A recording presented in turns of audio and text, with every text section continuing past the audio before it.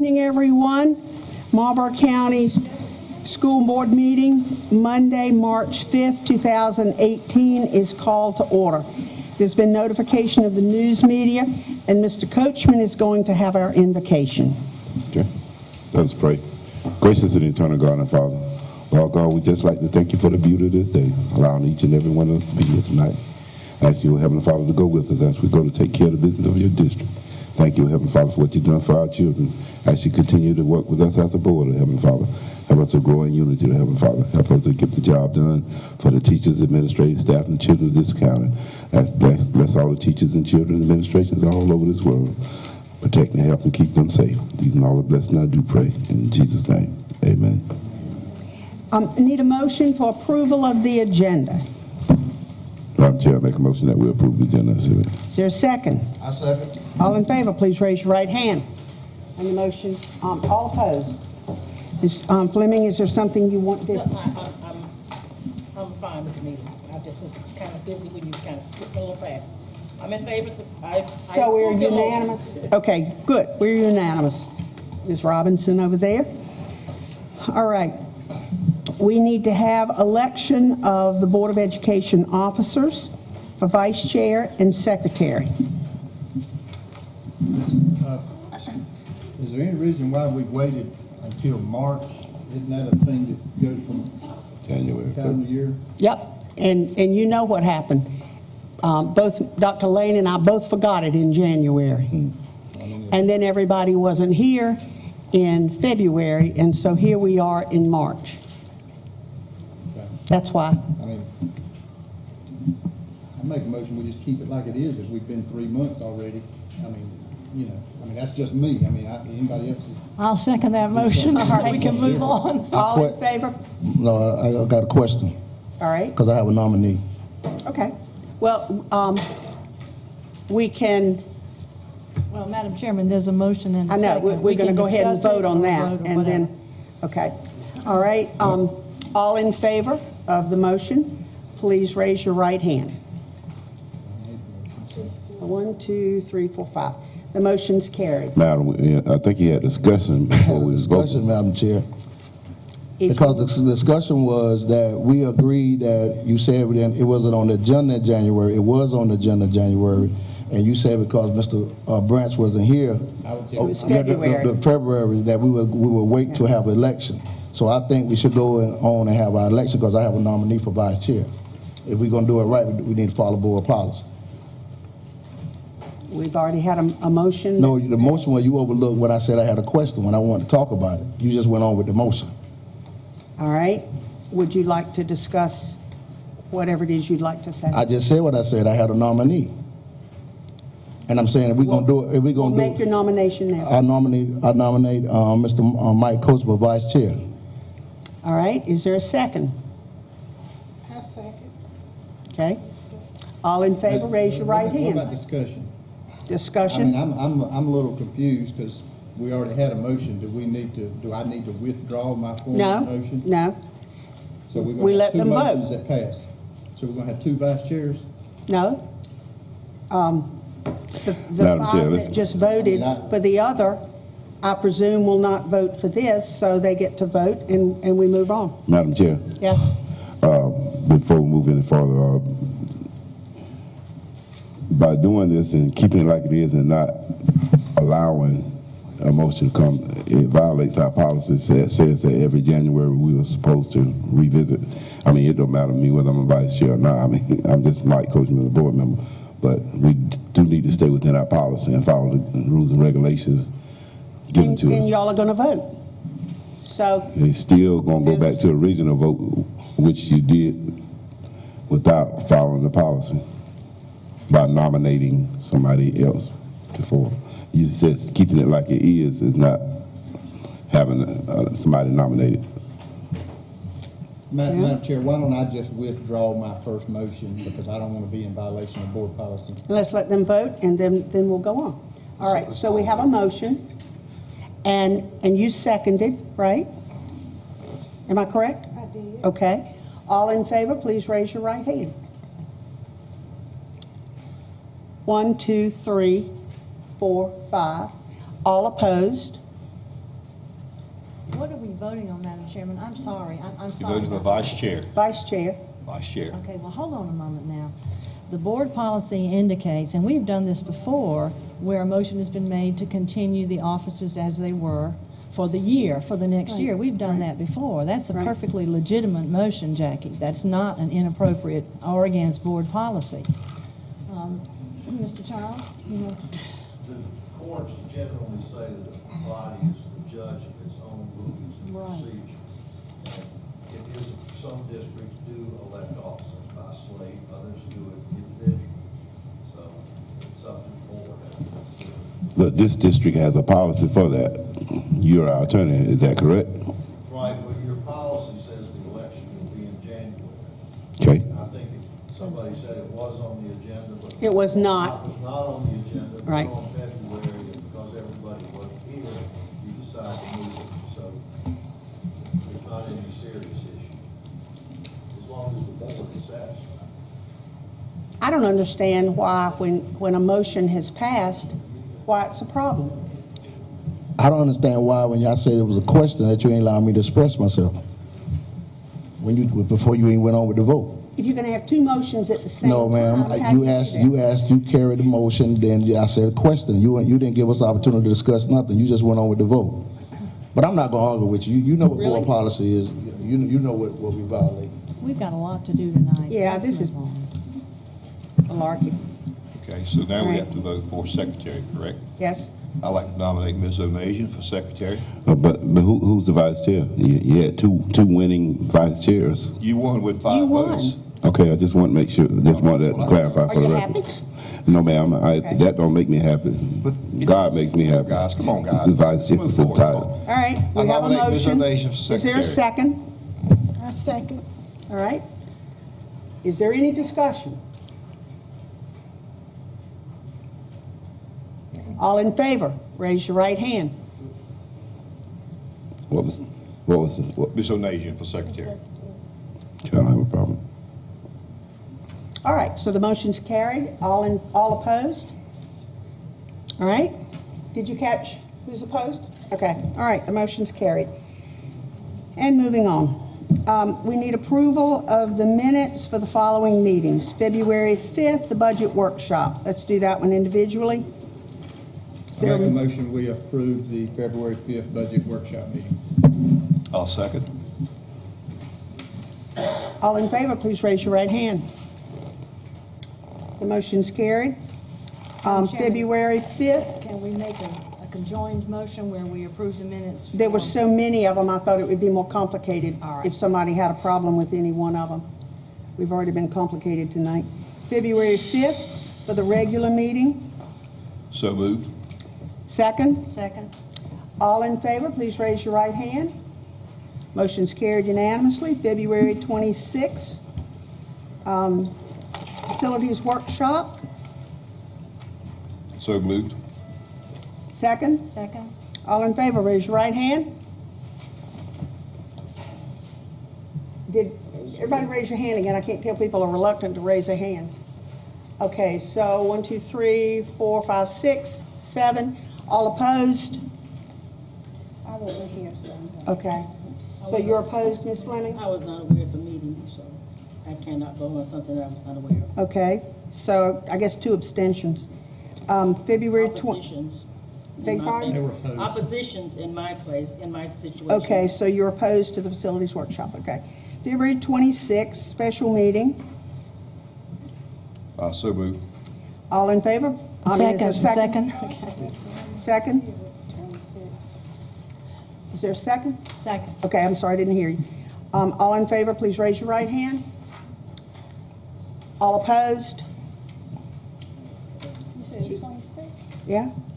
Yeah, It was the same meeting. It was the same meeting. I wasn't here, so Okay, so Ms. Fleming, where are you? I'm opposed, and I was not. Okay, was not aware so of it. two oppositions or an abstention? I abstained, I wasn't. Okay, so we have 1 opposition with Ms. Fleming and an abstention with Ms. Bright.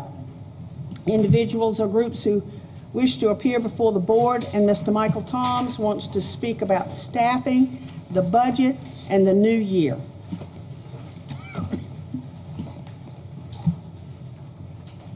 Madam Chair, board members, Dr. Lane, I'm Michael Thomas, as you all know. I was here for the last couple of meetings, and you was talking about staffing standards, and you brought up the fact that you passed out a list from 2008. And I remember in 2008, when we did do staffing standards, because we were short of funds, it was some difficult decisions that had to be made. And on the other meeting, you just had hiring resource officers. And you was going back and forth about $100,000 and you didn't have it, and going to fund balance to pay for it. But even with staffing standards and the new year coming in the budget, my question, and I don't know whether it has been answered, and I don't know whether or not it's working on it, I don't know whether or not you all have it in litigation, but to talk about staffing, one principal, one assistant principal every 500 students, but I know it also says one superintendent for a district. And currently, we are paying for a superintendent who is on administrative leave, and we are paying for an acting superintendent. And I know the public probably want to know, with staffing standards and with budget shortfall, that position and that amount of money could fund 3 full-time teachers and probably 5 aides, or pay for those resource officers that we was needing throughout the district. So the question is, are we going into the new year without that issue being resolved? Are we planning a budget not taking in consideration that we still need to resolve that particular issue with the superintendent? The question is, and I know it may be the elephant in the room at the time, because no one has said anything about it, and the public do want to know. You know, the question says, inquiring minds want to know the disposition on the superintendent before we go into a new budget or a new year. Thank you. Thank you.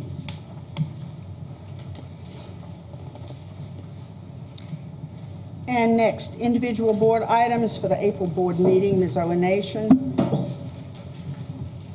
Madam Chairman, could I reserve that till I'll see how far we get at this meeting? I want to continue with BIS, but it may be more specific than that. If I could just make a generalized term for that.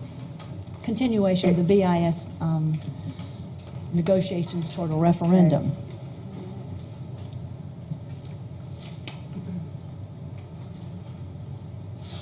Mr. Woods. Yes, I would like for on the next agenda to be placed where we can come up with a date to hear from other legal counsels that will come and do presentation for us for legal counsel service. Mr. Norton. Not at this time. Okay. Ms. Fleming. No. Mr. Driggers. Yes, I'd like to very much have on the agenda for April lighting needs for the ball fields in Blenheim. We have a gentleman that gave us a couple of prices on it already, but I really think we need to address that. We need to put that on the agenda, and let's come here to really discuss it and perhaps even vote on whether or not we want to continue to go through with it or not. So I'd like to have that on the agenda. Okay. Ms. Bright. Well, there may be some needs concerning BIS, so I reserve my right to bring it back later. Okay. Mr. Branch. I'd like on the agenda an update on these security measures that was presented to us a couple months ago. And also district facilities. I'd like an update on things that need to be done in the whole district, in all schools. So district facility repairs. Yes. Mr. Coachman. Now that we've secured the resource office for Wallace and Blenheim, I think there's some more concerns in Clio. I'd like to put on the agenda resource office for Clio and School of Discovery. I know that they're not in the county, but we have to work with city council, see what we can come up with.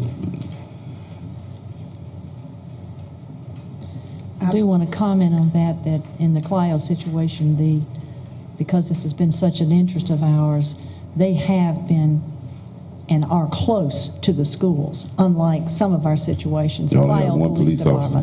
But they only have, that's exactly where I'm going, they only have one police officer. So he in can't be a Lyle. resource officer. He got to Right. take care of the city. I spoke with Chief Treadaway on Friday and then today, and they have two and then a part-time that they mostly work at night because that's when incidents happen. And I asked him if he would get together what it would cost us to have at staggered times, unknown to anyone, when they would be there, not including a car, not including equipment.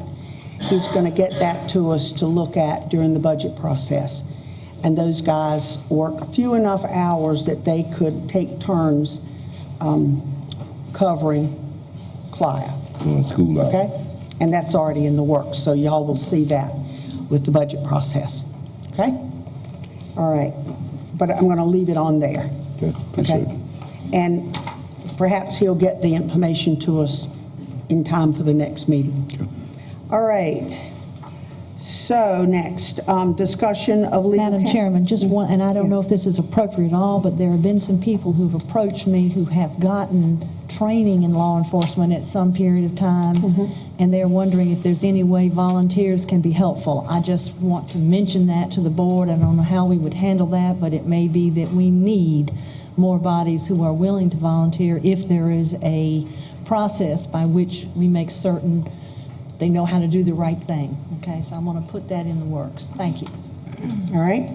Mr. Woods, discussion of legal counsel fees. Thank you, Madam Chair. I'm pretty sure I hope that the full board received the email from Mr. West Parks about our legal fees. I have a very concern about from July 27 all the way down to 2020, February 15, 2018, that this district has paid out $160,154.21 of legal fees. And I see Mr. Duff here today. Mr. Duff, if you could you please give the board a detail for the next meeting of all these buildings, please, a detail of what all legal fees that we've been spending on, a detailed bill of it, please? Because if we're spending $160,000 of legal fees, I'm just trying to see what all we are paying for and a detailed bill of it. Well, let me say first of all that I feel personally that your legal fees since over the last 10 months have been too high, higher than the monthly legal fee should be for a district this size. I believe that there have been some fairly major time-intensive matters that the district and the board has been dealing with over the last 10 months. And I will provide some detail on the various different matters and items where legal fees have been spent. But I do agree that they've been too high, and I would like to see them return to what is a more normal level. I think the level where you were before the last 10-month period. And I will provide that information. Thank you. Could you specifically make sure that the mold issue is covered? We will try to break out all of the fees and assign them to different types of matters or categories, and that obviously will be one of them. Mr. Duff, while you're doing it, can you just pull up the legal fees from the past 3 years, 15 and 16, just total fees, and then break down 17? We can do that, sure. Appreciate it. Okay, thank you. Thank you. All right. Principals reporting. Mr. Driggers. I just kind of want to throw a suggestion out, and I guess I want the rest of the board to listen to me, and then Dr. Lane, you also. I would like very much, based on the last few months with BIS and different things, I've come to realize that sometimes the communication falls down for us. I would like for us to start a procedure every meeting like this to have at least 2 principals come in and give us a 3 to 5 minute presentation on what's going on at their school, to to kind of update us and tell us the good and the bad, but just kind of give us an idea of what's going on. I realize that we've got 10 different entities, which include the adult ed and AMI. So, you know, if we had 2 come per month, that would be twice a year. That would only be 10 meetings, and we'd have 2 meetings a week to work around where they wouldn't come. But I would very much like that to be implemented. If the rest of the board is in agreement with me, if Dr. Lane thinks it's an idea that can be done, like I said, just 2 principals come per meeting. They come twice a year, just give us an update on what's going on in their schools so we kind of can stay in touch with what's happening. Does any other board have any comments on this? I think it's a good idea. Does everybody kind of feel the same way, or? And administration welcomes the opportunity to do this. Okay, and like I said, if you would just, you know, if you would work that out and just get back with us, I'm gonna put it in your capable hands, but I'd like to see that done so we can have just an update on what's going on at the schools. Thank you. I'd like to be sure that they bring us the real issues, not a PR and a pink smoke puffing, but tell us what the real challenges are in their schools, because there may be things that we can fund or help with that. And it might give us some heads up on some of the facilities needs before they become an emergency that we Right. have to deal with. So Right. we're talking 3 to 5 minutes, Danny, right? We're Yeah. not Yeah. talking a whole long spiel, Dr. No, just a Lane. short presentation. And they can certainly submit something in writing if they'd like, you know, for other things. you Yeah. know. All right, the athletic fields at Bennettsville, Blenheim Elementary Middle School and Wallace Elementary Middle School. And this is Mr. Driggers and Mr. Coachman. I guess what I'm looking for is maybe a short update on it from Tim, give me an idea of what's, anything's going on, and what's going on. Michael, is that something along your lines too? I've already talked to this. Okay, He's already given an update on Wallace. just a short update so the rest of the board will know what's kind of going on at Blenheim, where we're at on the fencing, where we're at on the topsoils and all that stuff. Yes, sir. Excuse me, Madam Chairman, board members, Dr. Lane. Blenheim is, I think, first on the list. The contractor is having to haul more topsoil in onto the football field. He's about 50% complete on that. Weather has not been real good with hauling and spreading dirt with rain as frequently as we've had it. So as soon as he gets that done, the grassing will, the hydro seeding or grassing will take place. The fencing contractor was here Sunday, met with the contractor, and they went over all the dimensions and everything, and they anticipate in the next few weeks to be here putting the fences and the dugouts in Blenheim. Okay. And then for Wallace, we've gotten all the topsoil hauled in. The fence, the county took the fence down at the county's park, the Gene Wallace McLean facility, and we've filled in the low spot, and that was this morning when I was up there. They were having to go over it again. Apparently, over the weekend, people decided to drive all over it, so we're fixing that back up. But anyway, the same contractor came down and went to Wallace. He's measured the field and it will be a galvanized fencing on the existing field, but he's also going to put dugouts in on the school field to match the Blenheim dugouts. We already got a unit price for doing that, so we'll just put that in. That's on the new field? On the old field. The new field has dugouts. Yeah. The old field has dugouts, the new field does not. So you're going to put dugouts on the new field? On the new field, yes, sir, I'm sorry. Okay. Thank you for that. All right, action items, we need a vote. Mr. Park, authorize $2 million bond anticipation notice. Madam Chair, members of the board, and Dr. Lane, you have before you a request to adopt a resolution to authorize issuance of $2 million in general obligation bonds, anticipation note series 2018A for Bennettsville Intermediate School. Give you some background. As discussed at the last week's facility workshop, the district will need funding to pay for project costs for the Bennettsville Intermediate School prior to the approval by taxpayers of a $10 million general obligation bond issuance. The authorization to issue $2 million in general obligation bond anticipation notes will provide the necessary funding until permanent financing is in place. In the event the proposed referendum fails, the $2 million general obligation bond issuance will become a part of the permanent financing.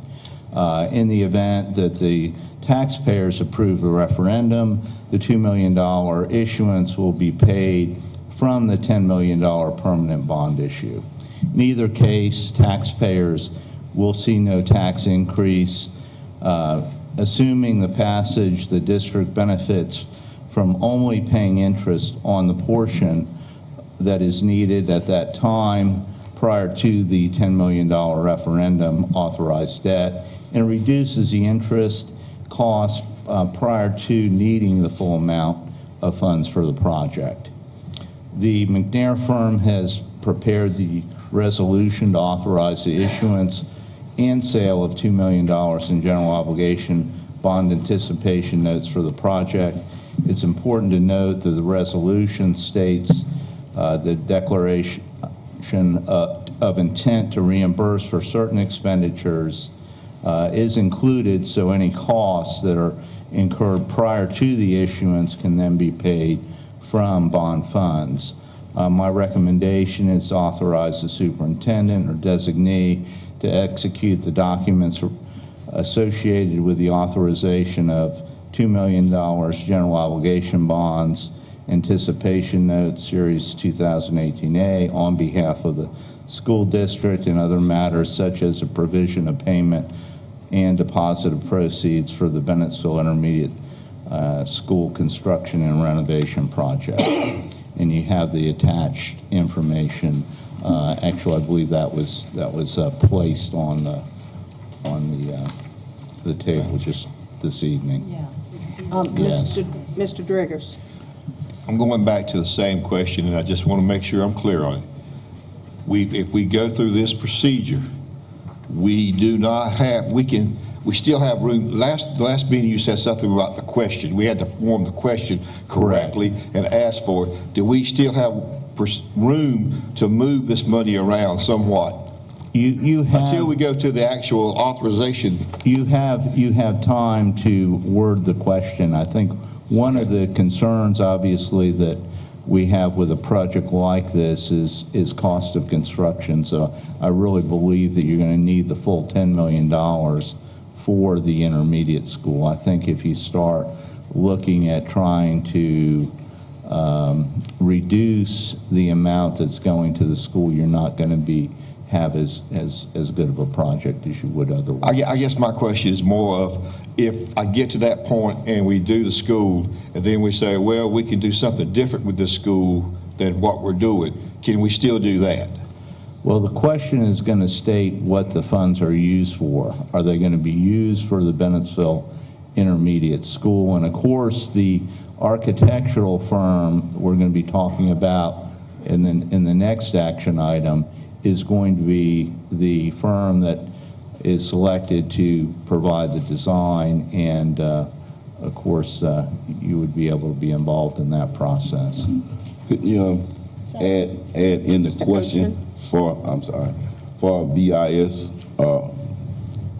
renovations and or any other projects? Well, we're talking about renovations and additions to the Bennettsville Intermediate School. BIS. And that's where I'm at. Like you said, I just want to make sure we can do that.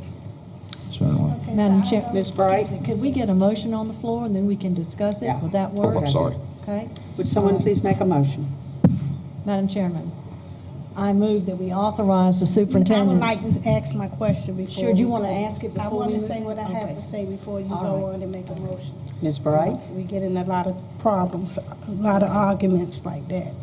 Okay, so Mr. West, so I know we was asking for $10 million, so we asking for $2 million to get started? To get started, yes, Okay, ma'am.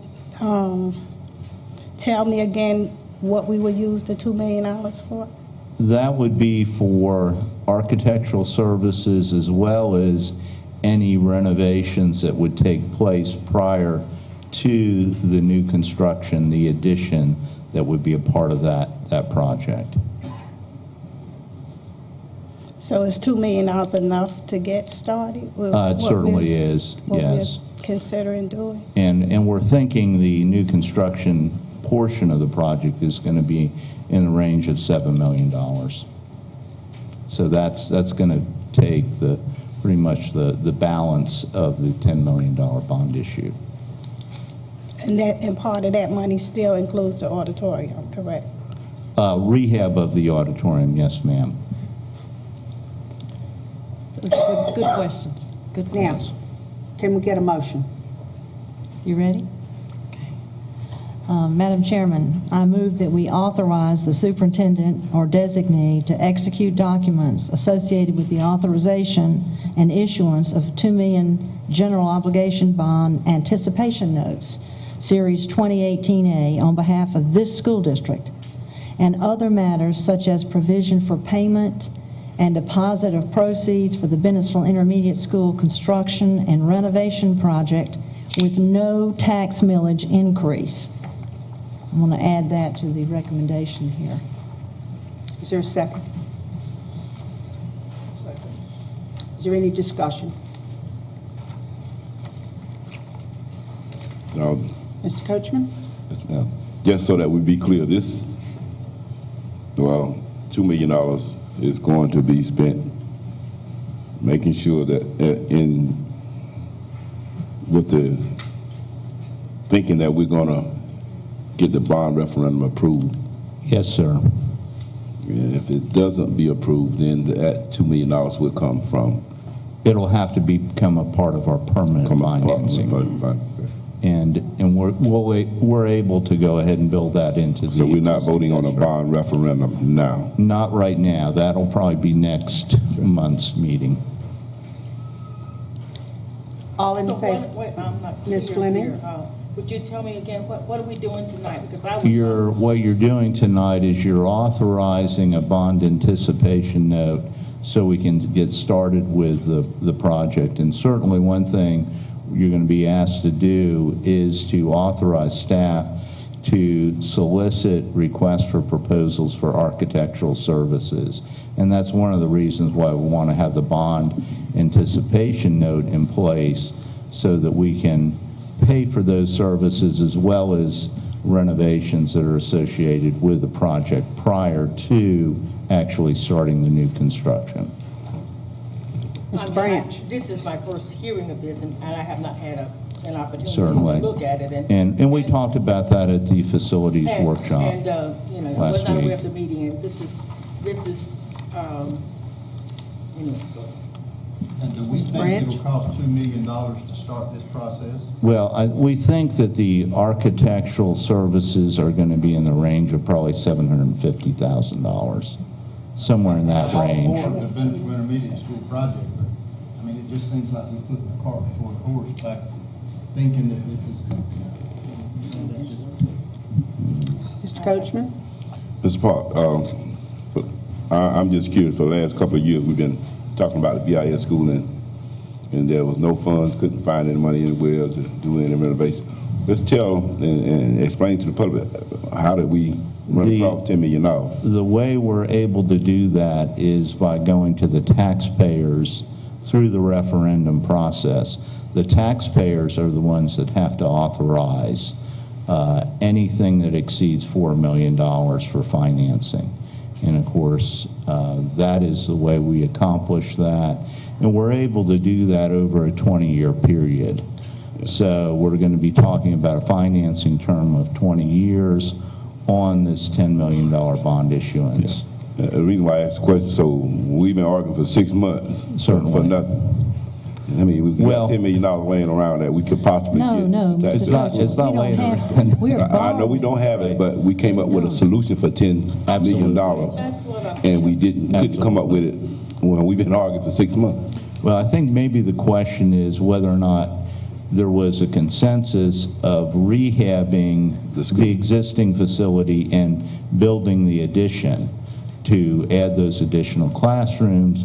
The other discussion was just to demolish the entire facility. So I think that's what the last 6 months in a lot of ways have been about. The Magnolia Law Firm was here and they told us with our debt we have now, we can only borrow $4 million. $4 million as a board. As a board. As a board. Now, you're but as taxpayers can borrow as much. Taxpayers, and it is not. Correct. If they approve it, then we can get the money. What if they don't approve it? If they don't approve it, then this $2 million bond issuance just becomes a part of our existing debt service, and then we would use whatever balance we have to do the renovations if that's the desire of the board. I agree with, I want something done, but all of a sudden, you know, the problem is solved, and I just don't feel comfortable that it's one workshop and all of a sudden we're going to do this, and we've been talking about it since last summer, and we are almost to the summer again. Well, I guess in 1 month. You know. I mean, it's kind of, it's a little fast for me. I don't like anything to push it too fast. Sure. Because it makes it, the appearance is just not good.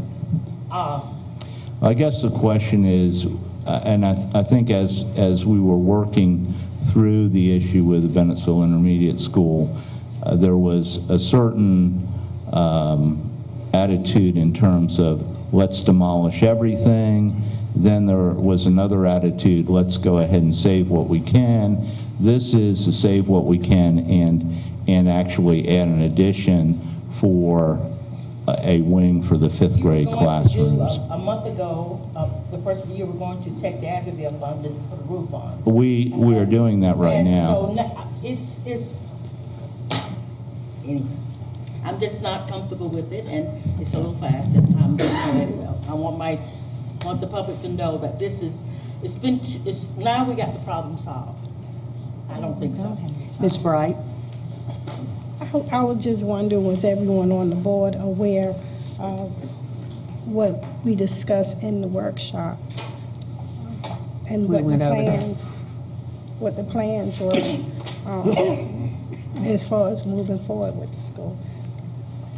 I don't know if everyone is aware of what we discussed. I don't know. We went over it in the last meeting. Mr. Norton? In the special call meeting? I don't. Well, Ms. Bright, you remember Until we have a referendum and we have a vote, the problem is not solved. $2 million may get us on first base, but until that referendum passes, we hadn't scored. I don't understand where we think the problem's solved. The problem is we've made a step in the right direction, I hope. But if those voters decide that they're not going to fund it, then we've got $2 million that we can work with, and that's it. And $750, that's going to go to Architectural. And you won't get that back. So that's correct. I mean, we still got a long road before children are going for intermediate in a new facility or a good facility. Madam Chairman, I think Ms. Bright has made an excellent point. When we met at the facilities workshop, this was a culmination of all the months of what do we do with BIS. And we were very happy to learn that we could even do a bond referendum that might give us a great school. And this is money that we are borrowing over 20 years. You know, this is not something we're doing like this.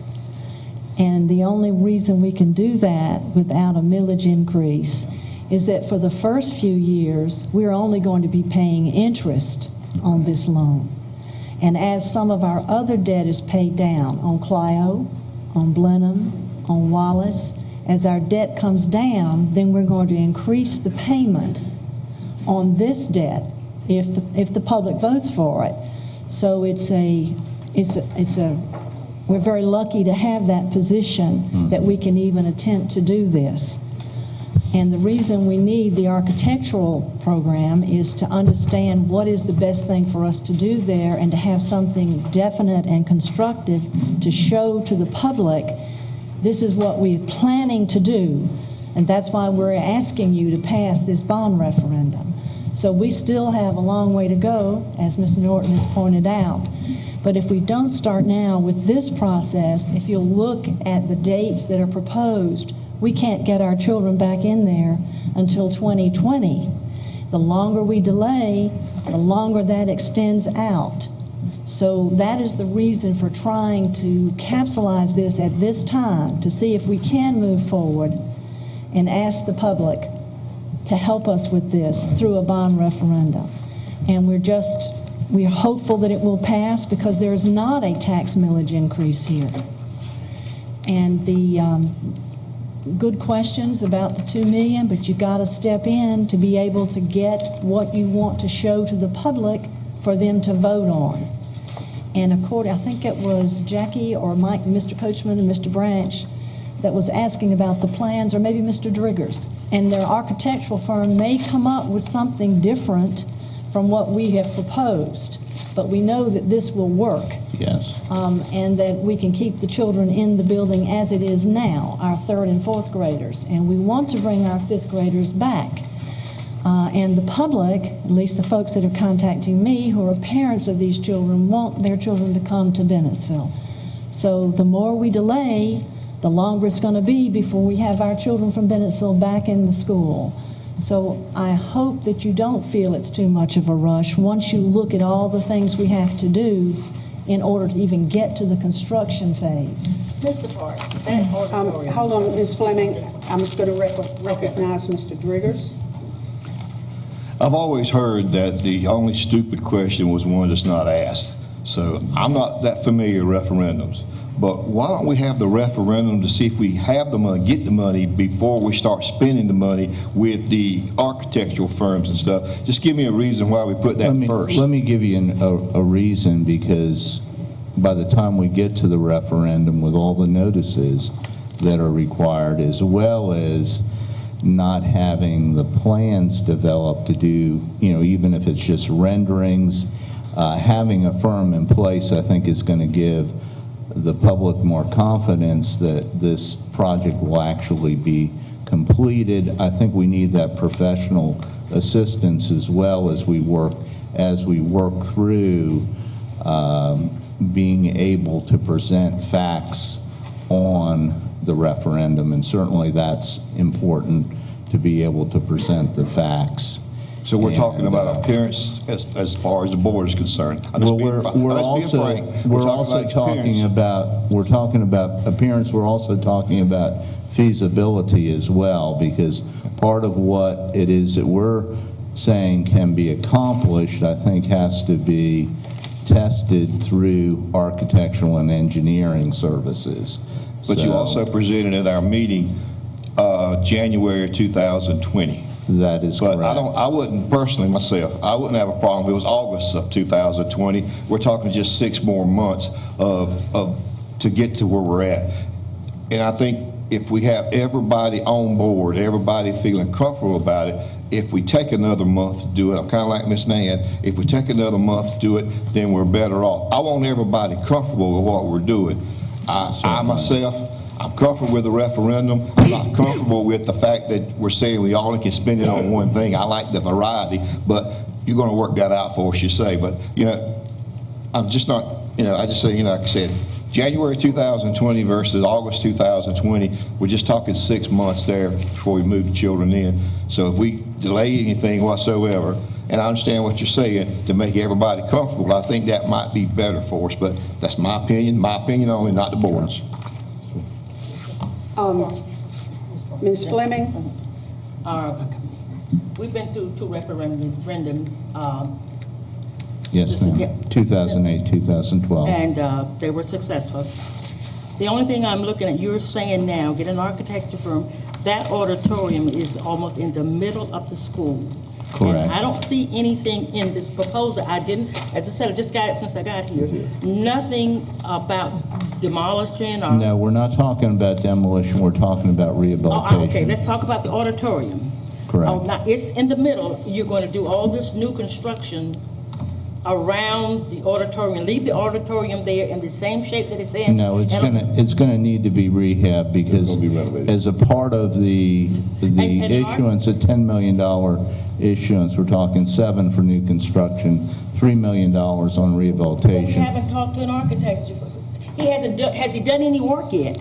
No, he hasn't, but Mr. Brown has had some discussions Did he have any money preliminarily discussion? I'm talking with, about financial discussions. I know we want it done, but he gets in there, we're saying $10 million, and he looks at the auditorium and says the auditorium is gonna cost half of the money, and it has to be done because it's part of the structure. I'm just not, I'm unready. And I won't get ready tonight. Certainly. We have, I don't want to answer all the, I think Mr. Woods has a question. Wait a minute, I'm sorry, Mr. Coachman was next, and then Mr. Woods. Well, I think we've been fighting for this for quite a while, even though everything is not perfect, but the opportunity to have a bond referendum without raising taxes and be able to put our children in a safe environment and to get our kids back here. Yes, I think that's what the parents have been fighting for ever since we started this process. So if we can seize the opportunity, whether we do it tonight or next month, we need to seize the opportunity. Mr. Woods? Mr. Parks, you said the architectural cost, you estimating, or that's the average cost of one for $750,000? We're probably talking in the range of 7% on new construction, a smaller project this size, and then probably a little bit more than 7% on rehabilitation, I'm guessing. So I'm saying right in the range of about $750,000. And that would be over the life of the project. That is not going to be the total amount up front. That's correct. That's not what's initially coming out. If we don't like the plans, or we don't, whatever it is, it's not going to be $750,000 to draw plans. Correct, because there are different phases associated with architectural services. And in fact, when we get into the discussion of the request for proposal, I'll just give you an idea of what those different elements are, because we're asking them to actually break down the fee. We're talking about schematic design, design development, construction documents, bid negotiation, construction administration, and closeout. And one of the reasons why we've included a fee schedule in the request for proposals is in the event that there is some hiccup with the project, we want to be able to do is more or less segregate the amount of the architectural fee based on whatever phase of the project they're in, because the initial phases, obviously are not going to include the construction part of it. So. Okay, I got a question. Mr. Driggers? I'm not sure if I quite understood you. Are you telling me now, did I hear this correct, that the architect's money will be prorated by what he does, and he may not have a total design by the time we do the referendum, so it may not be $750,000 at the time of the referendum? That is correct, because the project's got to be completed for the architect to actually earn his complete fee.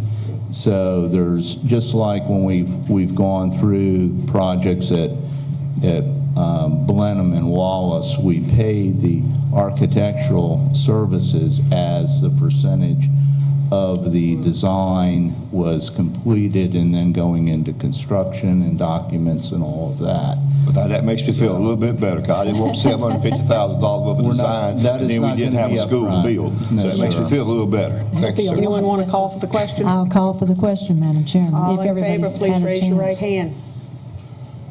And so keep your hands up. Mr. Coachman, Mr. Branch, Ms. Bright, Mr. Driggers, me, Mr. Norton, and Ms. Owenation. Got that? Okay, all opposed? Mr. Woods and Ms. Fleming. The motion's carried. And just for a point of reference, later, sometimes we get a little bit lax here, but it is appropriate to get a motion on the floor and a second, and then debate. So that was why Ms. O'Nation wanted to do that. That saves a lot of time in idle debate if there's not going to be a motion and it might fail for want of a second. So next is to authorize requests for proposals for architectural services. Mr. Park. Thank you. Attached, please find an RFP for architectural services at Bennettsville Intermediate School. The RFP is prepared to guide the selection process to secure architectural services for Bennettsville Intermediate School. As indicated in the facilities workshop last week, the board will need to authorize the solicitation for those services for the project as discussed for the project to move forward. The board's authorization will allow staff to advertise for services and receive responses. Staff will formulate a selection committee to evaluate the proposals. The committee members will shortlist the firms and then rank the firms according to the criteria that is a part of the request for proposals. A recommendation for award to the highest ranked firm will be submitted to the board for award of contract at the April 16th board meeting. The selection of architectural firm to perform design services and prepare construction documents is one of the preliminary steps to move the project forward. The costs associated with those services will be paid from the bond anticipation note. And the recommendation is to authorize myself to advertise the request for proposal for architectural services and the selection committee to shortlist and rank the firms for the board's approval at the April 16th, 2018 meeting. And I have it attached, of course, the completed request for proposals. I don't know if there's any questions. I'll be glad to address those at this time. And of course, Mr. Ms. Brown is O'Nation, here would as you like well. to make a motion? I can, certainly. I would move to authorize our Chief Financial Officer, to advertise the request for proposals for architectural services with the selection committee to shortlist and rank the firms for the board's approval at the April 16th, 2018 meeting. I so move. I second. All right. Any discussion? I call for the question. All in favor, please raise your right hand. And Mr. Coachman, Mr. Branch, Ms. Bright, Mr. Driggers, me, Mr. Norton, and Ms. O'Nation vote in favor. All opposed, Mr. Woods and Ms. Fleming. And the motion's carried. Thank you, Mr. Parks. Thank you. Before you sit down, Mr. Parks, is it correct that from year to year, and even from month to month, the debt service changes so that it sometimes there's a certain Absolutely. amount that you can borrow, and then that may change in the next few months as debt retired? That is absolutely correct. That might help you understand why things might be different now, Mr. Coachman, than in the past. Okay? And I have to say that one of the big chunks of debt has to do with the Blenheim School, and it will be fully retired in 2025. So that makes a big difference. When you look at paying interest only, then we've got for roughly 5 years on the debt, then there is going to be over $1 million a year that we're going to be able to provide for debt service as a result of that debt at Blenheim being cleared. Okay. So, I just thought that might clarify some things. Very good. Get you out of the hot seat a little bit. All right, Dr. Rippon McLeod, we've got 3 trips, Marlboro County High School for all of them, the FBLA trip to Charleston, the FFA Leadership Camp to Cherry Grove, and the FFA Convention trip to Clemson, South Carolina. I make a motion we approve all 3 trips. Great. Second. All in favor, please raise your right hand. Oh, good. Unanimous. presentation Thank you. We like it short and sweet. Thank you. And Dr. Cobb, And we have need a vote on this, 2018 to 2019 traditional and extended year district calendars. This will be the second reading. It was put at your tables right before the board meeting for the traditional and the extended year calendar for second reading. Someone like to make a motion? I make a motion we approve the second reading. Second. All in favor? Is that discussion?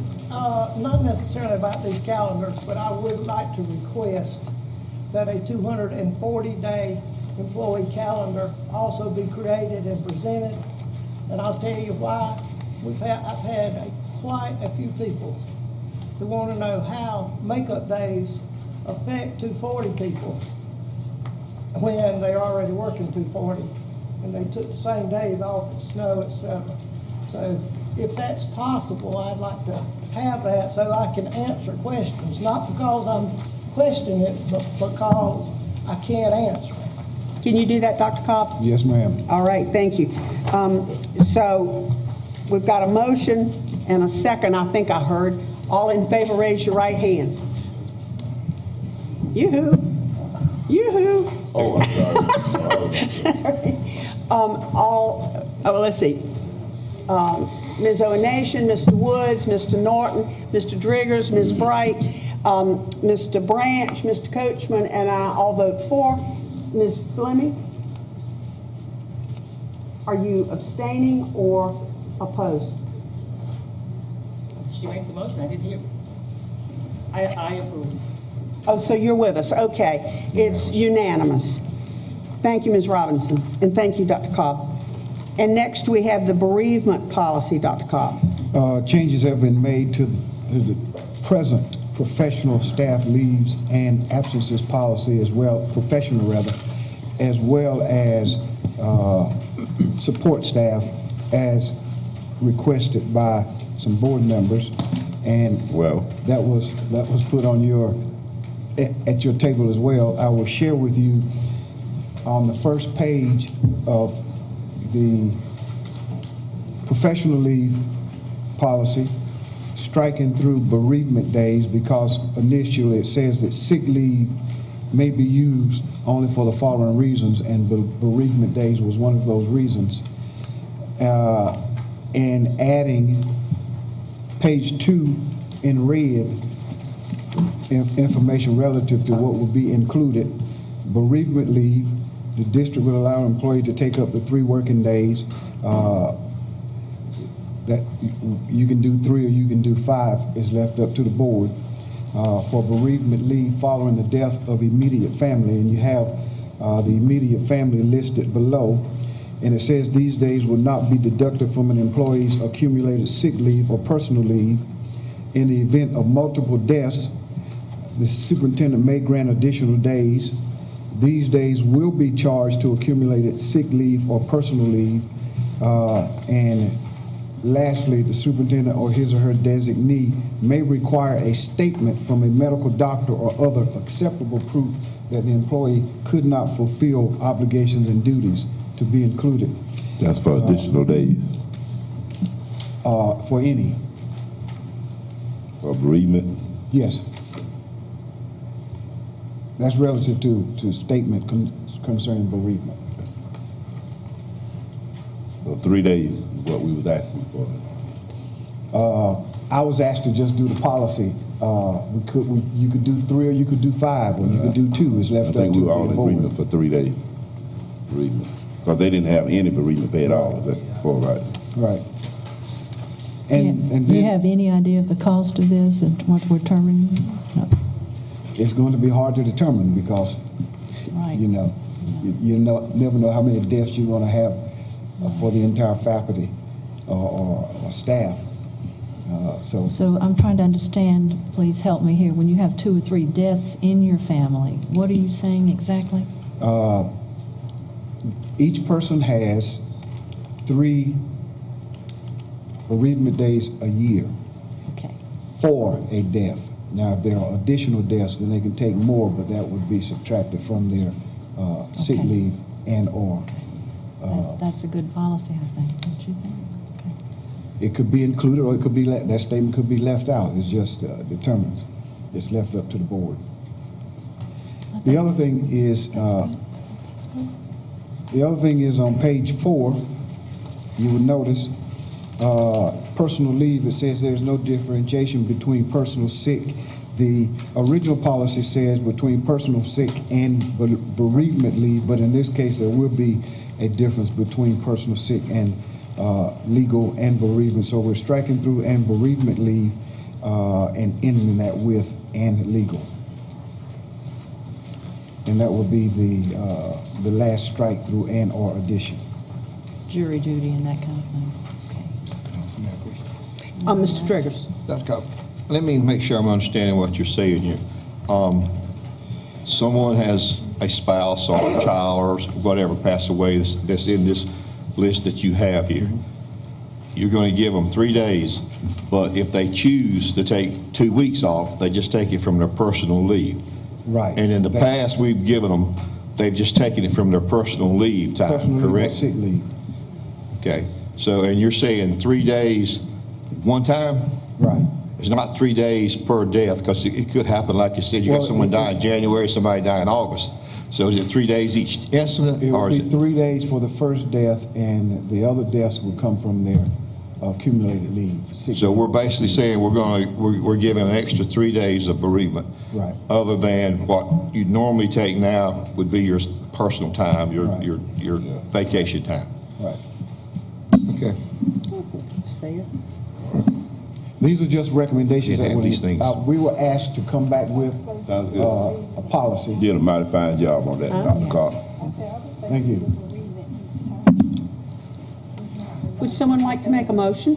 I make a motion that we approve the. I'm sorry, before you do the motion, you also need to note as well that the same additions and or deletions were added to the support staff leave policy as well. Not just professional, support and professional.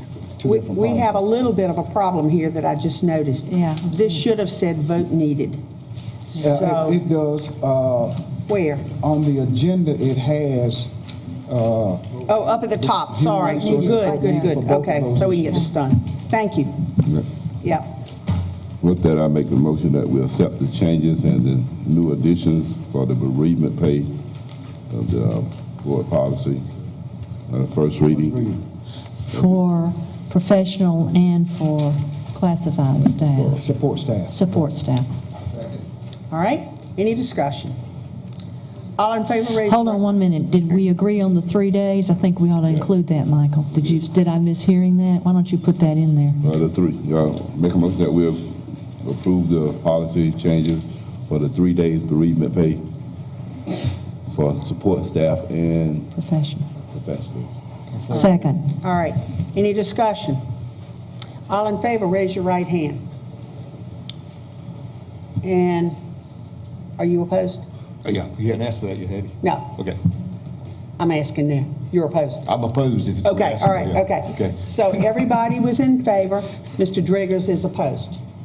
Okay, it was that now was the time to do it. Oh, I thought you normally ask who's opposed afterwards. Right. That's okay. Glad we got that straight. Thank you. All right, information items. Dental health. Would Care South come forward, please?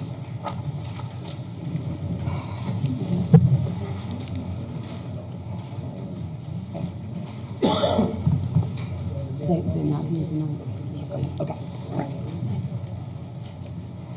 Good evening. Good evening, how are you? I'm good, thank you. Good. Madam Chair, Dr. Lane, board members. If we can go to the next slide. And we have a short presentation to share with you this evening. I do want to acknowledge a few guests that I have with me today. We have several of our dental team members with us, who I'm sure will be happy to answer any questions if there are any. And also some other colleagues from Care South too, who are available to answer any questions that we may have.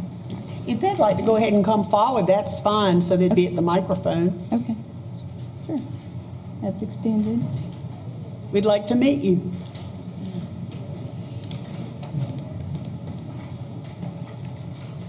And probably if you all stand just over to the side a little bit, because y'all may block the folks seeing the slides.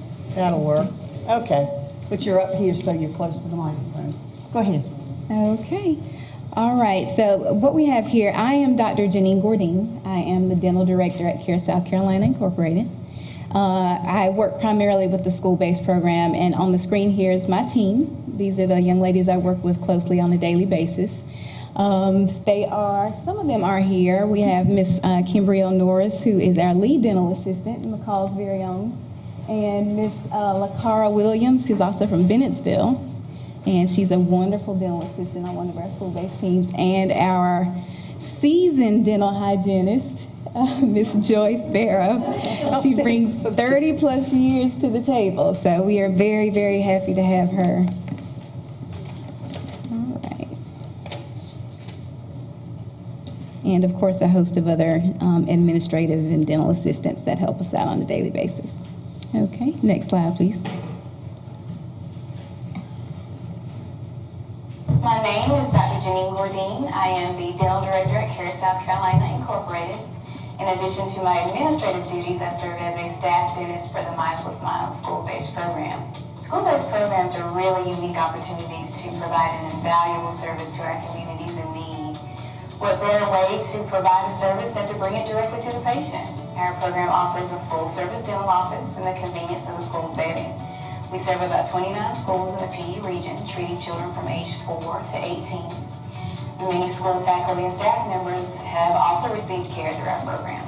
Yes, it is quite a production to set up and break down an actual dental office on a regular basis, but it's all for a good cause, and there are a lot of people devoted to making it run smoothly every day. Our equipment is much like you would find in your typical private practice. We have full-size dental chairs, mobile x-ray units, and standard autoclaves for sterilization on site.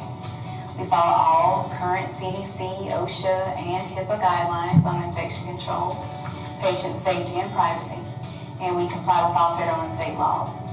For many of our patients, this is their first dental experience. We take that very seriously. We want it to be comfortable, and we want it to be an enjoyable visit. Treatment is always tailored to the patient's specific needs. On a typical dental visit, a student will be called from their classroom and identified by their name and date of birth. We routinely use those two identifiers. And escorted to the treatment room by a staff member. A dental assistant will usually take their vitals and explain every step of the visit for that day. Patients in our program will also receive an exam, x-rays, treatment plan from the attending dentist. 2 cleanings per year, fluoride varnish, and sealants are given by our skilled hygienist and assistants.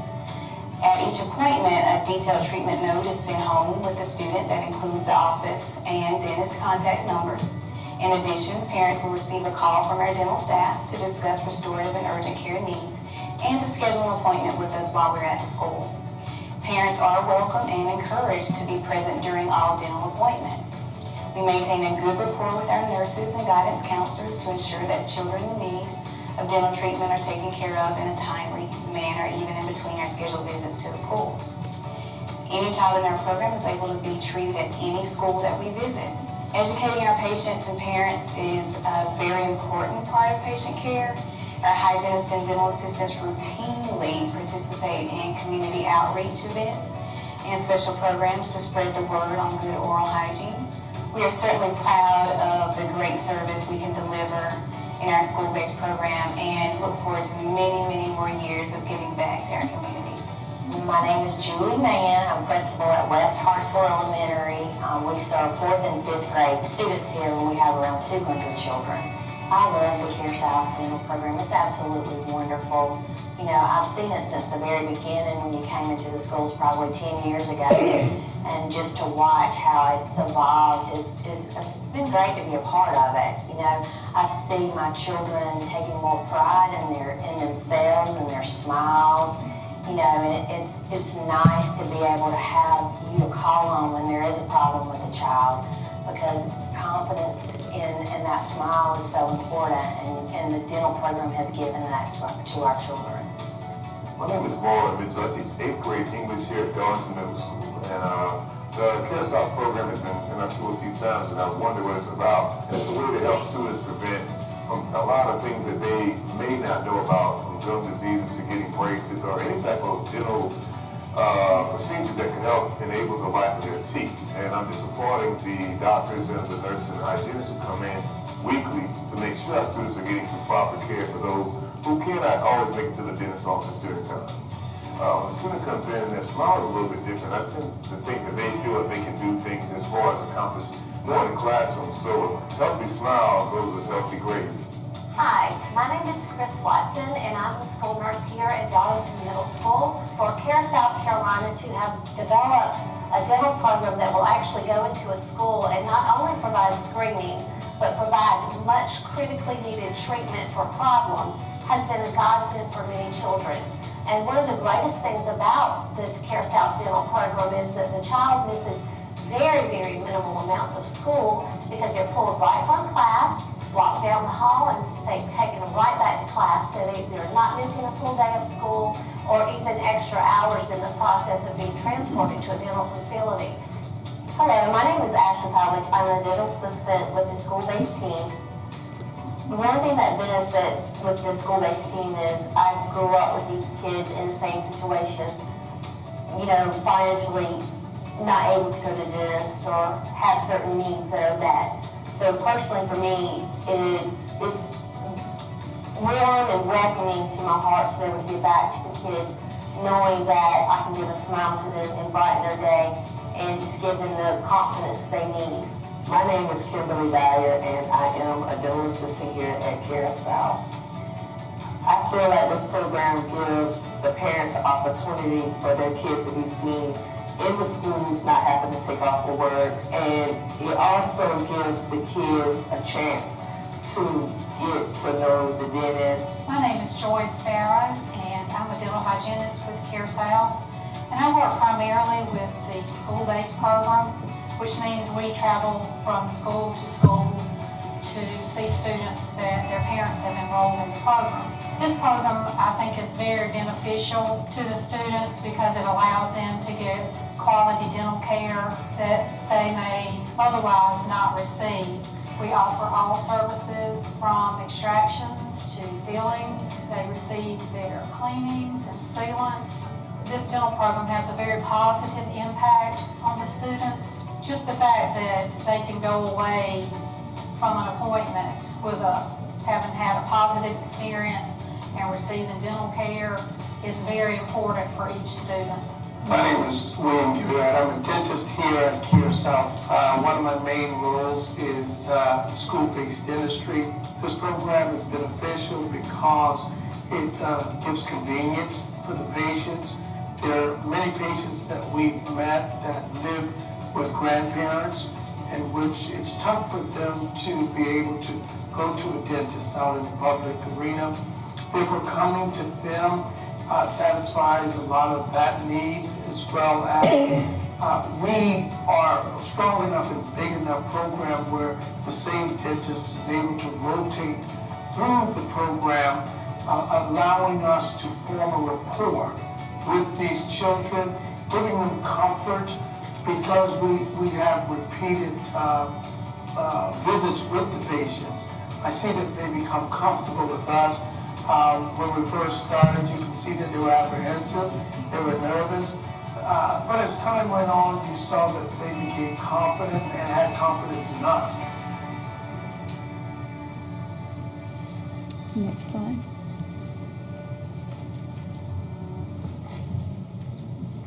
Okay, I want to give you a little bit of background as to why school-based programs, preventive-oriented, and comprehensive programs are even important. The first step really to solving any of these problems is really to identify what the problem really is. So DHEC actually gives us a lot of statistics here, and they conduct risk assessments periodically. And they go over things like childhood caries rates. Also, they look at caries rates in adults as well. And they do this by county mostly. I do want to go over some details that we found recently. In the United States, 28% of preschool-age children have experienced early childhood caries.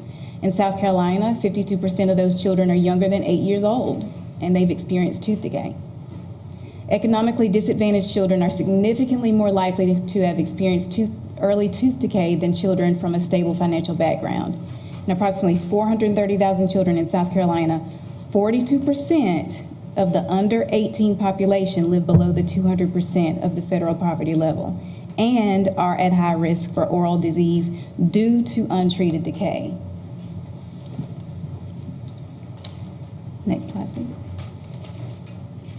Now, what I want to look at in this slide here is, let's look specifically at Marlboro County. This is actually a preliminary study that's actually in progress right now. The final results won't be available until probably early summer, but this is just a good snapshot of what our concerns are. So 146 children, kindergarten and third graders, were assessed in 2 schools in Marlboro County. What was found was about 18.5% of those kids had sealants placed, and 63% had decay experience, meaning treated decay was found. They had fillings, existing fillings or existing restorations, and there was also untreated decay. 63% is a very high number for kids who are only age 4 or 5 up to age 8 and 9. It's a very young population to have that much decay. So this makes us now reevaluate our school-based programs. We look at the programs that are out there now, preventive type programs, and we look at how many programs are out there that can actually combat this particular issue as far as the amount of decay that's present. Next slide, please. Okay, so here, what I'd really like to review is the South Carolina state laws on dental hygienist and dentist and what we're allowed to do, particularly in school-based programs. Now, the definition under the South Carolina state laws, the definition of a hygienist is any person who is considered to be practicing dental hygiene who engages in those clinical procedures primarily concerned with the performance of preventive dental services not constituting the practice of dentistry, including removing all hard and soft deposits and stains from the surfaces of human teeth, root planing, performing clinical examination of teeth and surrounding tissues, and charting of oral conditions for diagnosis by a dentist, and performing such other procedures as may be delegated by regulations of the board. In school settings, licensed dental hygienists may apply topical fluoride and may perform the application of sealants and oral prophylaxis under general supervision with written permission of the student's parent or guardian. Now let's look at the 2 types of programs. So preventive programs are staffed by dental hygienists. So typically we're going to look at both sides here. So a preventive program will probably have a dental hygienist or a dental hygienist with an assistant that will go into the schools. So they have limited staff to start with. For a comprehensive type program like Care South school-based program, there is pretty much a full dental office staff that will go into the schools to treat the patients. So there's the front office administrator, there's 2 dental assistants, and there's typically a billing person as well as the general dentist that's on staff, on site every day. Now, both of these programs provide oral hygiene instruction and preventive dental services that include the cleanings, the fluoride varnish, and sealant applications. So both teams can do that. A dentist staffed team as well as a hygienist staffed team. Now, the differences come in where a hygiene only team cannot perform any diagnostic capabilities. They don't take x-rays, they can only do screenings. They don't do comprehensive exams, and according to section 40-15-82, hygienists cannot diagnose dental disease. So they cannot tell you, this is the problem, this is how we treat it. Now, a licensed general dentist can order dental x-rays. They can complete a comprehensive examination, not a screening, and they do provide basic restorative and urgent care dental needs. They can provide all of that in the school setting. Now, this is addressed in a timely manner because the dentist is right there on the team. Now, parents and guardians with our Care South program, of course, we do encourage parents to be present for all of these visits. And some of them, it is required for certain visits that they be present. Now, in a hygiene-only program, the referrals have to be made typically to an outside dentist, and the dentist is not available in the school setting to see the child. Next slide, please. Now, in recent months and years, there's been a lot of talk about some procedures that are available in dentistry, and specifically minimally invasive type procedures for public health settings. Now, there's a little bit of confusion on this. The South Carolina State Board of Dentistry does not authorize dental hygienists in a school setting to perform a procedure called the atraumatic restorative technique, or ART, or IRT. It is a minimally invasive technique in the fact that we don't use rotary instruments and there's not a need for delivery of dental anesthesia. This procedure is available and dentists can perform this. Now, the state board is very clear. They do allow this by dental hygienists only who are employed by DHEC. If you are not employed by DHEC, you are not allowed to do this procedure. Now, this is only a temporary procedure. The standard of care in dentistry is, of course, the dentist will make the assessment at the time of the treatment plan to consider what is the best possible treatment option. Temporary options will need some sort of follow-up later in the appropriate amount of time.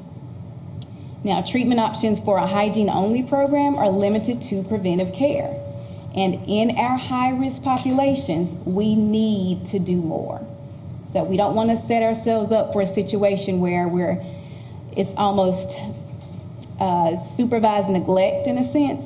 So if we see this and we know that there's a problem, we want to be able to take care of it then. Because obviously with any type of dental issue, meaning decay that's presented, we want to catch it early and not later. Later usually means the treatment is a little bit more significant versus on the front end it can be a little more simple.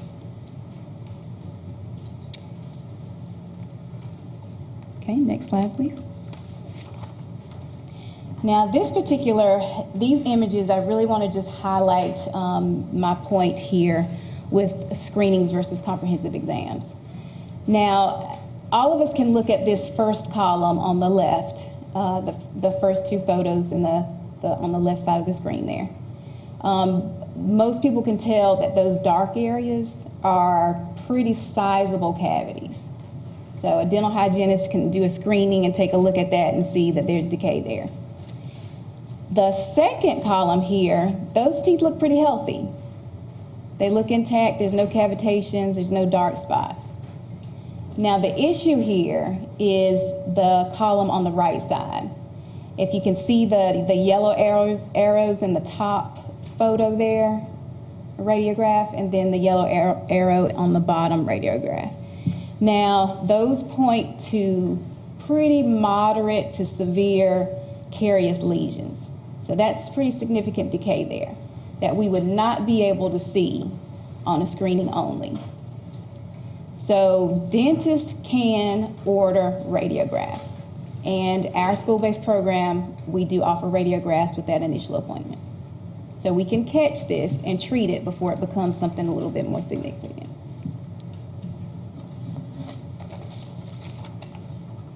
Next slide, please. Our standard. CARE South Carolina is not a profit-driven company that supports unnecessary treatment for our patients. We are a team of reputable providers who abide by the standard of care. Our dentists do utilize the appropriate diagnostic tools, complete comprehensive examinations, and get a full medical history in order to properly diagnose and recommend treatment. Parental consent is obtained and the presence requested prior to performing any restorative or urgent care procedures. That's our standard. Next slide. Okay, and that's all I have for you, actually. So if there are any questions or concerns, I'll be happy to answer them, and that's my contact information. Anyone have any questions? Mr. Branch. Which schools in our district are you already in? The McCall School, There's one school in this county, I believe, that we're in currently. Thank you, sir. Any other questions? You have that statistics. How did you get those statistics for the number of problems? It's a 62%. Yes, ma'am. That's actually from a current risk assessment that's in progress. They have not completed that assessment yet. They've only done, that was actually from 2 schools in this county. They're actually waiting to do another school. This is from the epidemiologist at DHEC. So DHEC did the... Yes, ma'am. In the new Care South facility that's being built between McCall and Taylor, will they not have a dentistry department there? Yes, sir. And I will actually turn that over to Mr. Carroll here. Yes, I do.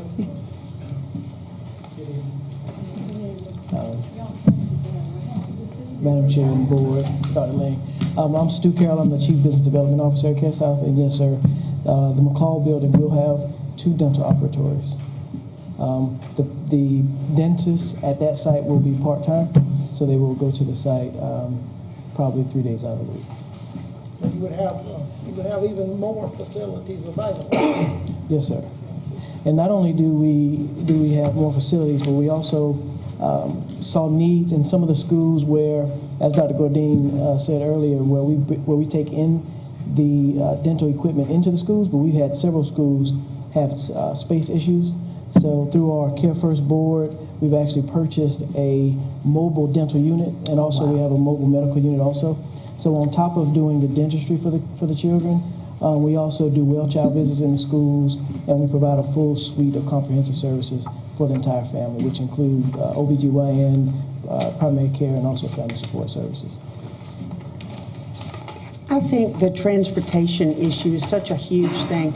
If parents are working so hard to survive, and then a child needs a dental visit, and they have to take off time to get them there, they may not have appropriate transportation available. And then most of the time, dental visits require several trips for things that are complicated. And that burdens the citizens tremendously. And the nice thing here is it all happens in school. The parent can just come to school, but the child is there. And it makes life easier. As Dr. Gordine said earlier, with our teams, they can do everything in school. So there's no point of doing a screening if you can't do anything about it or have to refer them out. So a lot of our people and a lot of our population has those transportation issues. So the benefit of Care South is that we can handle everything in the school. So that's always a good benefit. Just what you want to hear when school's over, that there's this horrible problem that you've got to go tend to. And so when it can be done in the school, there's the problem, but then there's a solution. It's nice when you get a solution with the problem. Any other questions? I thank you so much for bringing your whole team. It was wonderful that you would do that. Thank you very much. Thank you. Mr. Branch.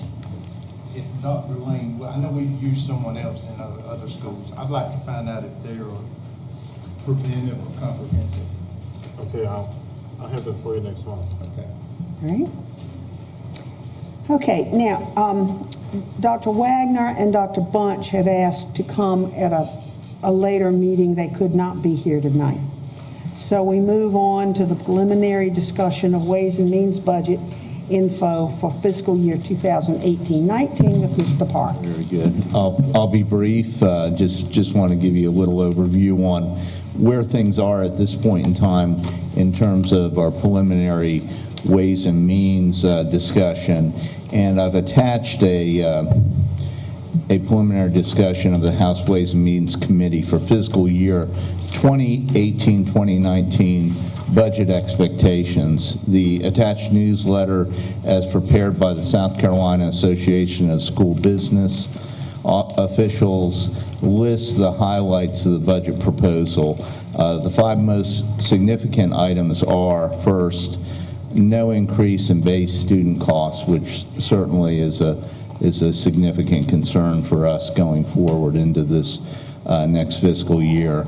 Also, there's a 2% statewide teacher salary increase, and we're going to have to carry part of that cost as well. Fortunately, there is funding to provide for 1% retirement fund increase and funding to increase starting teacher schedules to $32,000, and that will apply to our district. Funding to cover the employer state health plan increase. Issues that continue to pull the legislature's attention from funding for K-12 instruction are the $20 billion deficit in the state retirement system. This is a huge issue. Roads, and now we've got the nuclear debacle on top of that. With the release of the legislature from the obligations connected with the plaintiff's district in the Abbeville case, future funding to truly assist rural districts may be a distant memory. Discussions continue to focus on consolidation and of districts, and then requiring smaller consolidated districts to consider regional solutions to save money. For Marlboro, the upcoming fiscal year 2018-19 budget will be impacted by, first, the loss of weighted pupil units resulting in reduced funding, increased costs to operate and maintain older facilities, need to address conditions connected with deferred maintenance, loss of federal funding, placing more burden on state and local funds, increased costs for school safety, and then, of course, the need to become more competitive to hire and maintain qualified staff. I do have just the one-page attachment that is with this piece here. Any questions? Okay, next item. And if you'd like to go right on to the financial report as of February 26, 2018, that would be fine. Okay, you have the report dated as of February 26, 2018, and I don't know if there's any questions of me regarding the report at this time.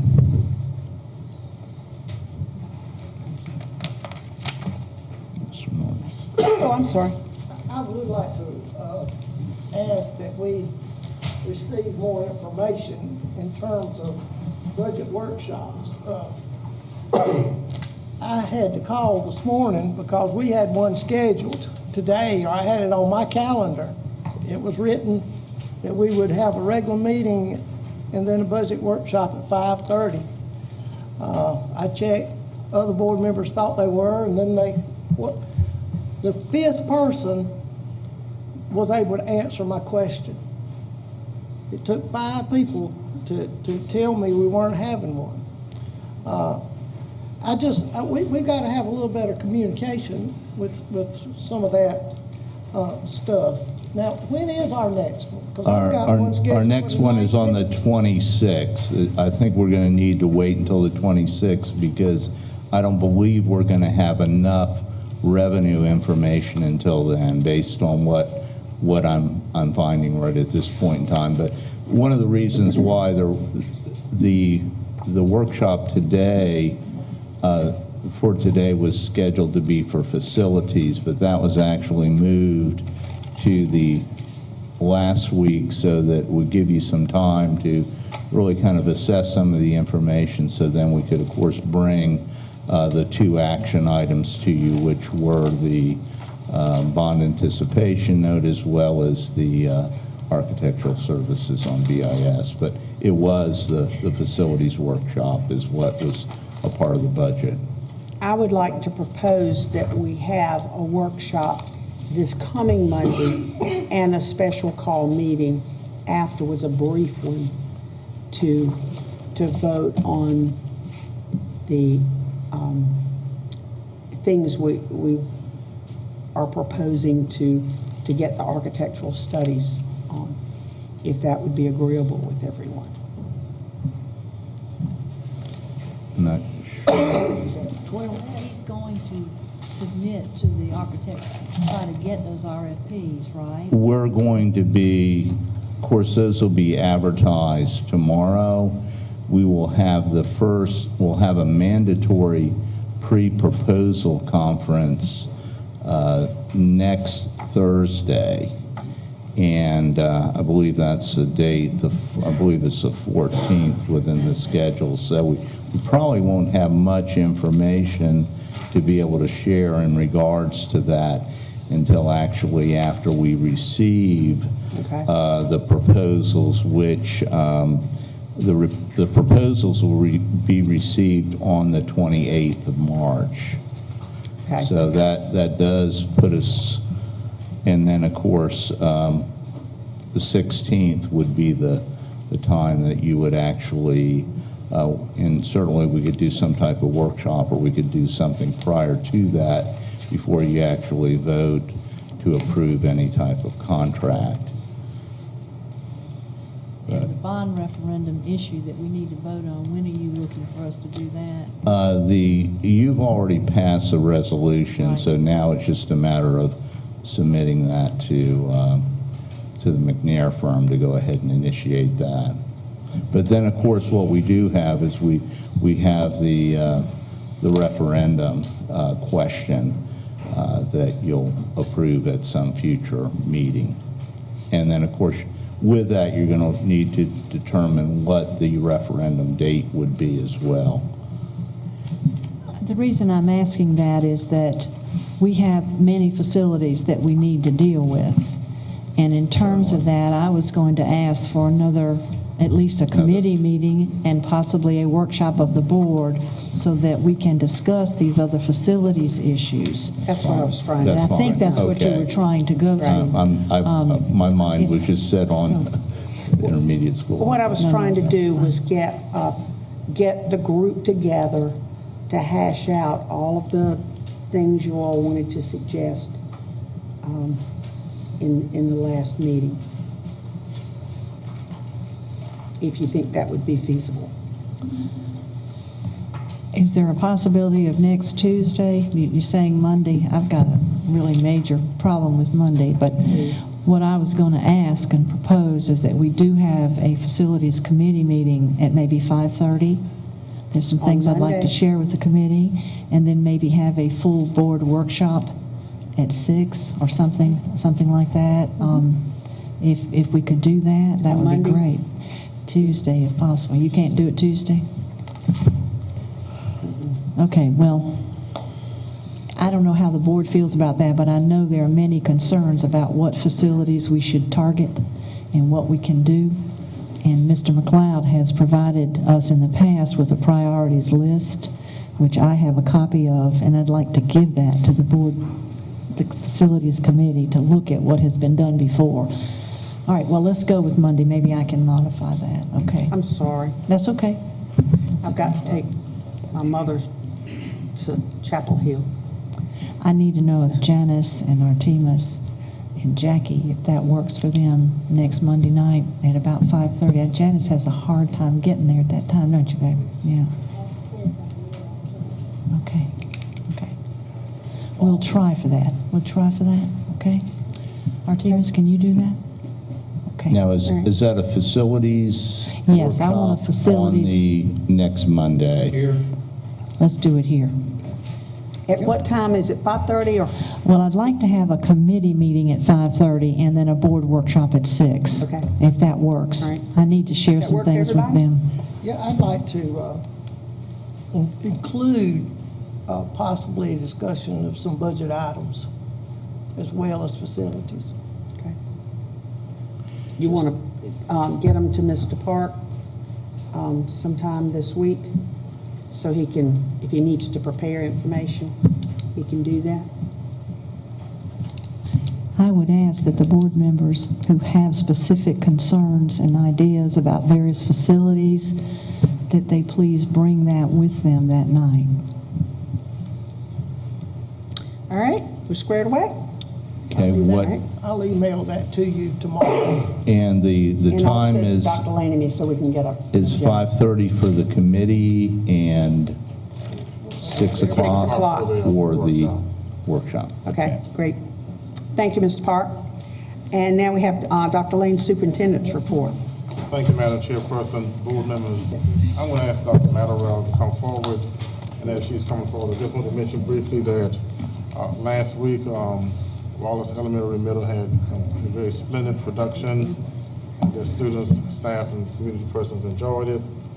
Also, various activities have been sponsored throughout the past several weeks regarding Heart Awareness Month, and just wanted to bring that to your attention.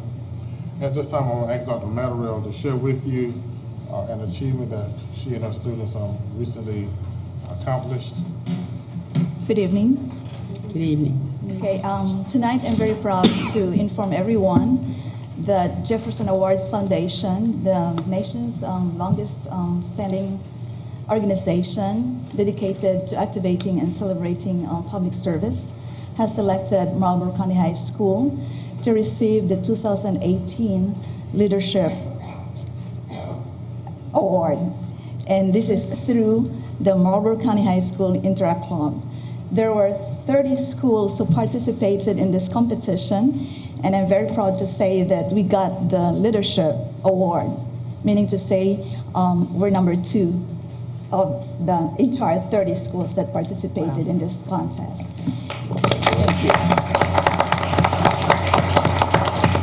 The selection was based on the online written survey that my club members and myself completed.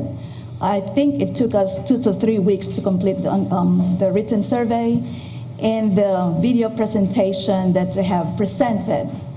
And because of these, I think they liked everything that we have presented, and so we got the award. Thank you so much. Thank you. And did you bring your banner with you, Dr. Yes, Matterell? yes. While she's getting her banner, let me briefly speak to March 14th planned National Student Walkout. I'd like to share with the board that Dr. Cobb is spearheading well, let's do the banner first. Come on forward, Mr. Farr and Ms. Dr. Matterell. Thank you. I accepted this award this morning during the 11th Youth Leadership Academy event at Coastal Carolina. This is actually our second year to be recognized for the public service and volunteer. Turn it around so everybody can see. Camera sees it too.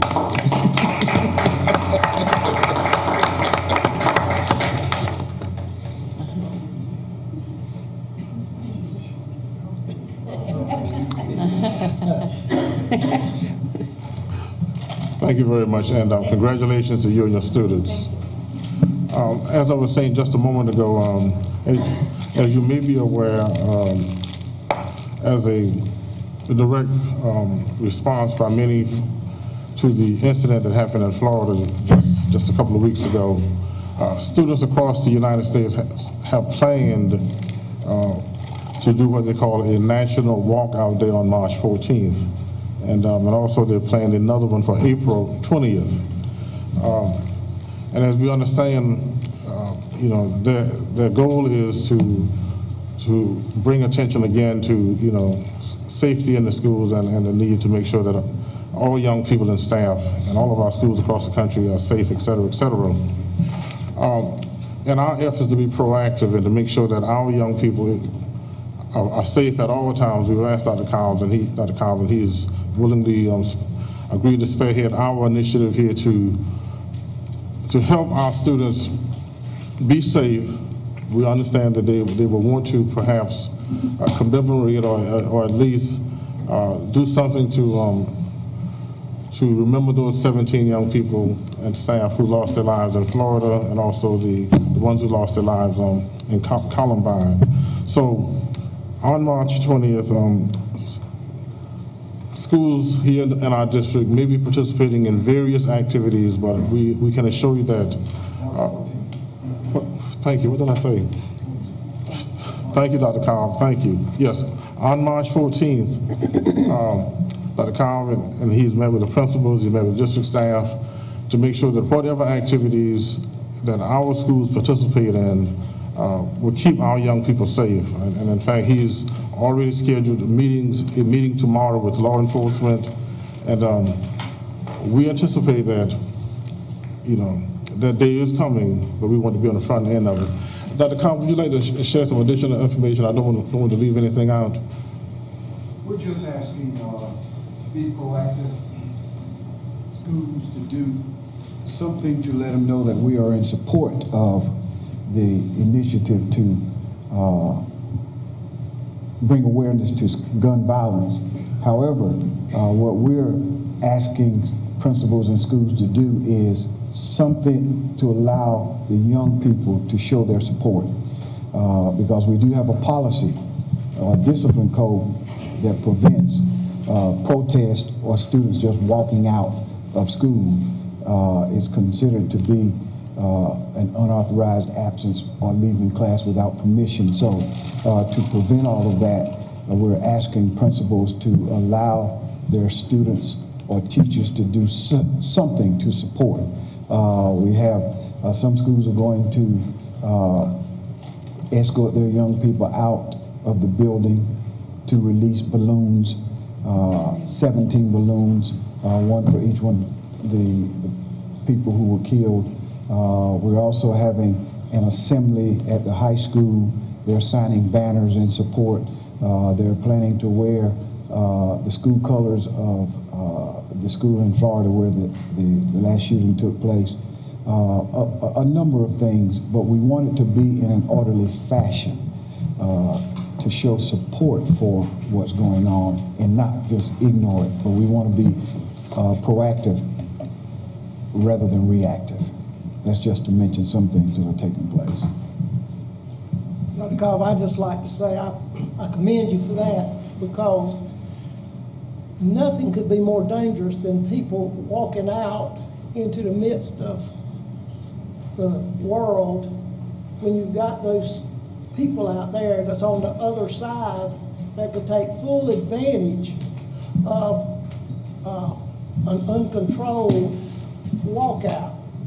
I've heard already there's that fear of the lone wolf, so to speak, that could take full advantage of a student walkout. So I'm very glad to hear you say that y'all are taking that initiative to show support and yet keep those children safe. In one of the roundtables on last week for assistant superintendents, they were recommending that we do something in-house to prevent a mass walkout for that particular purpose, because ultimately we are responsible for those young people once they come to our facilities. And if they walk out or leave our buildings and something happens, then we're going to be held liable. The other thing is, Dr. Lane made mention, I've spoken verbally to two officers, the chief of police for Bennettsville and the sheriff of Marlboro County, to ask their assistance in providing extra manpower to each one of our schools on that particular day, so that we can ensure the public as well as parents and the people in our schools that they're going to be safe. Those two have confirmed that they will have extra staff on the campuses in their jurisdictions. And we're having a meeting tomorrow with the other police chiefs in the area so that we can solicit their participation as well. All right. Thank you, Dr. Cobb. Thank you, board members. All right. Ms. Fleming. I'd just like to inform you last Saturday, the School of Discovery as well as the Marlboro County Bulldog Dancers was at a program at the Black History program at the old Marlboro School. And I would estimate they probably had between 200 and 250 people there. And they performed, they did wonderfully. They demanded, everybody saying encore, encore, encore. And I went to the instructor and I told her I never asked for anything, but I'm a board member, come back and do this again. And they did a fantastic job. The School of Discovery looks so good. They're dressed so professional, and it just made me feel good at how the great job that our children are doing. And they were performing to an audience that some people probably had not seen them before, but they did a great job, and I'm really proud of them. And I just wanted to share that with disobedience. All right, next we need to go into executive session for personnel matters, contractual matters, receipt of legal advice, and to include an issue that is both personnel and contractual regarding a safety initiative that we hope will improve our safety situation in the schools. Okay. Madam Chairman, I make a motion that we go into executive session for those issues. And all in favor, please raise your right hand. And all opposed? All right.